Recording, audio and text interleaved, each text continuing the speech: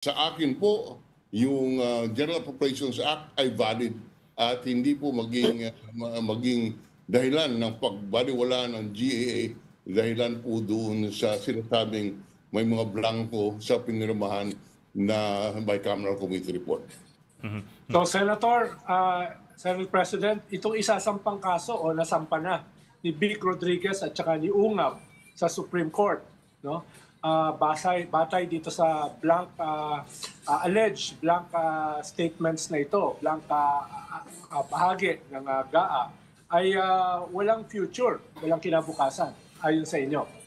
Yes, in my professional judgment, bilang abogado po at 24 na taong tumingin ng ating General Appropriations Act, walang basehan po ang unfortunately ginagawang politika ng mga grupo ni Duterte, ginagawang politika at pinapaniwawala ang taong bayan na mali ito, na invalid. Sa akin po, wala pong basehan ang mga sinasabi nila at yan po ay masusustain ng Supreme Court. Pero ano, Senate President? Ang pagkakaintindi ko, hindi lang yung blank, hindi lang yung blank items ang kine-question eh.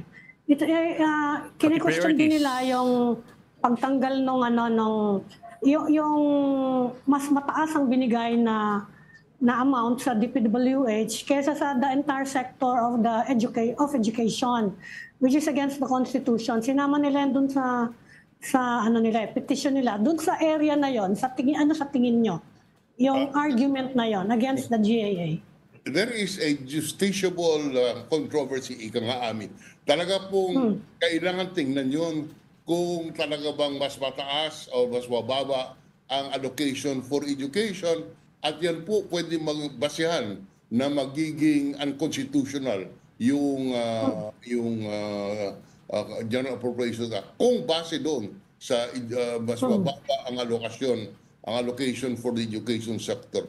Ngunit hindi po dahilan sa may blanco na sa bicameral conference committee report.